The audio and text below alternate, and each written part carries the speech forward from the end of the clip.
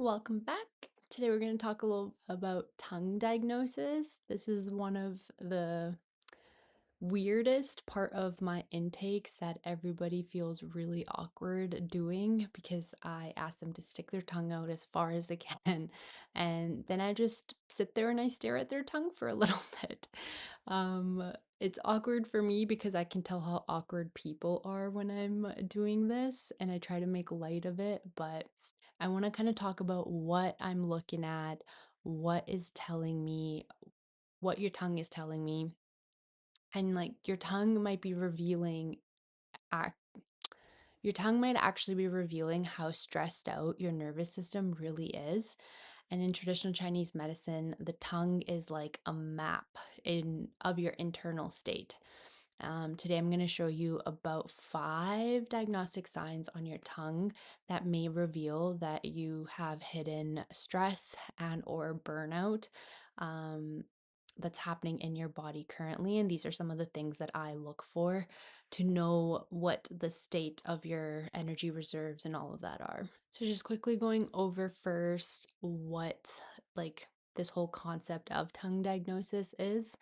In traditional Chinese medicine, the tongue often reflects the state of different organs in the body, circulation, how well blood is being circulated, and your nervous system regulation.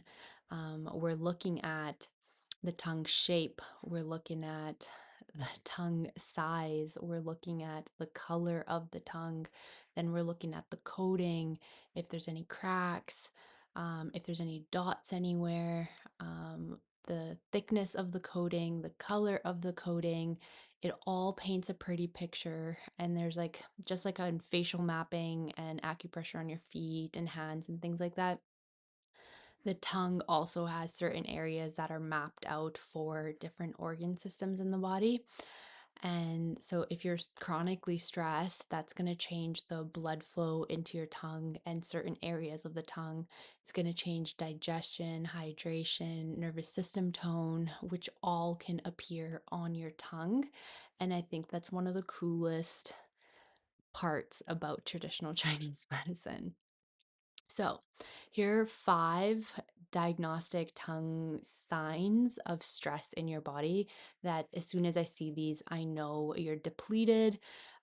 We need to work on your energy levels and or a little bit more on the nervous system regulation side, okay?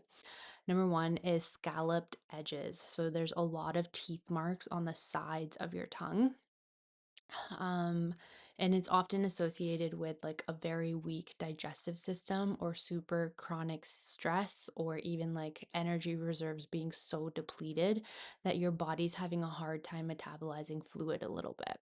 In traditional Chinese medicine, the pattern that we put this under is spleen qi deficiency, and this also happens a lot with people who overthink, who are ruminating, who have mental fatigue because of how much they think all the time.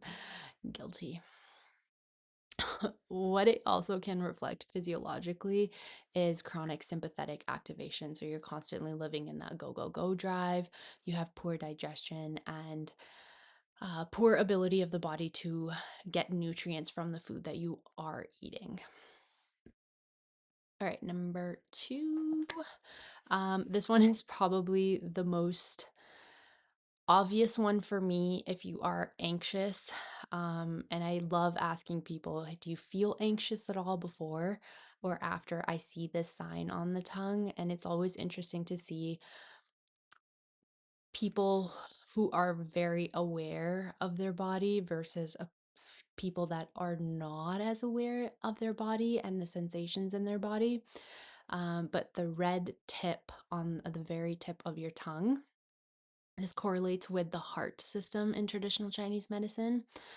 So if there's any anxiety, heat in the chest, or just feeling a little dysregulated, you'll have a bright red tip at the very tip of your tongue.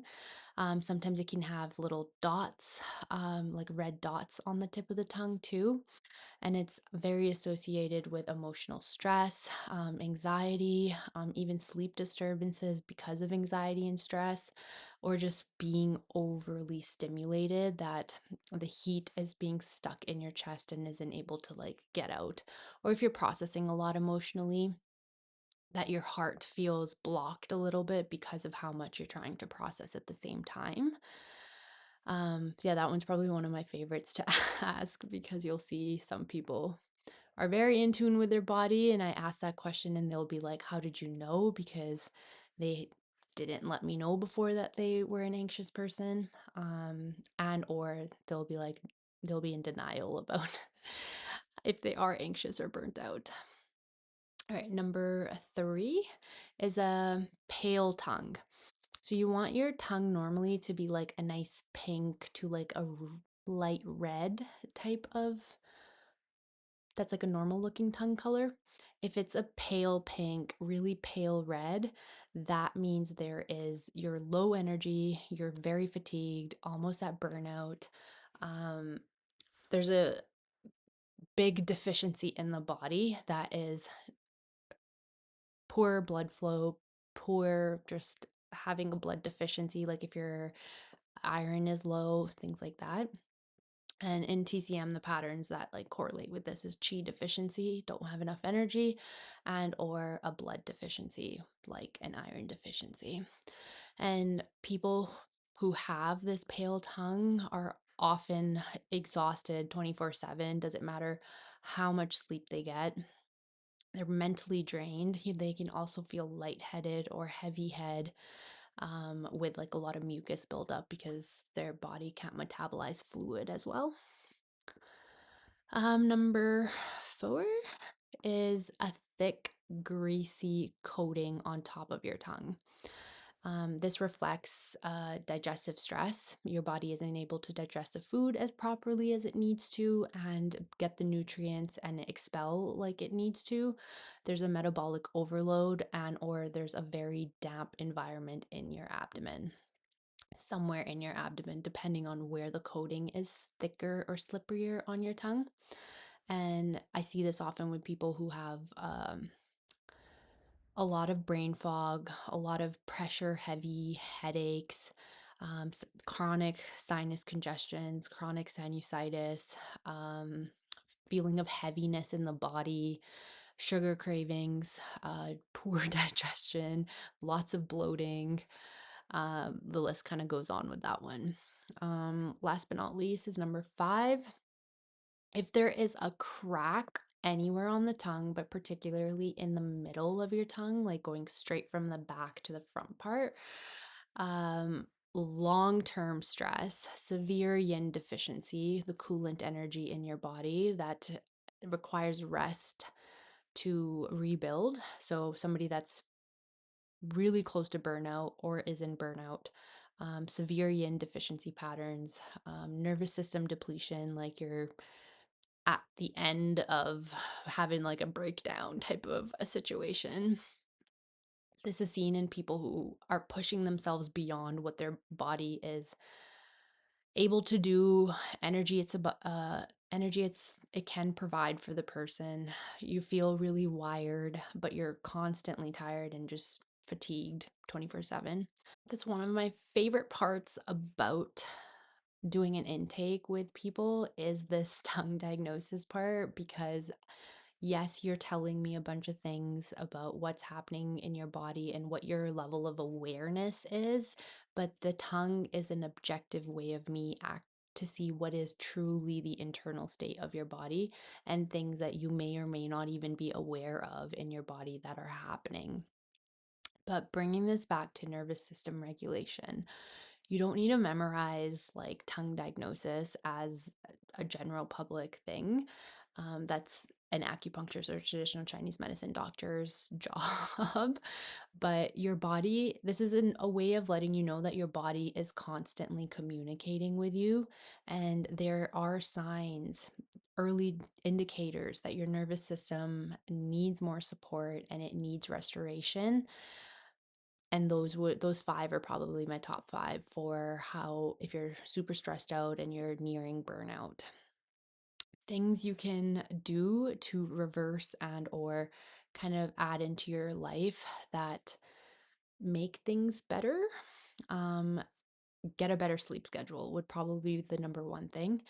Um, getting the hours of sleep that are needed for proper rest, getting your sleep rhythm better, having a bedtime routine that builds predictability and routine into your body so that it knows what to expect. You can try herbal teas. If you have a crack on your tongue, you can try herbal teas like a pear tea or a chamomile tea. Those are very yin building, and those are really good. What else? What other herbal teas are there? There's some other like prescribed herbal teas, but I don't really want to dive into that in this video, keeping it pretty simple. But there are herbal teas that you can take for like building chi in your body and like blood and all of that. You can also do acupuncture, which is another really good way of adding rhythm back into your sleep and regulate your nervous system a little bit better. You can definitely add some nervous system regulation practices.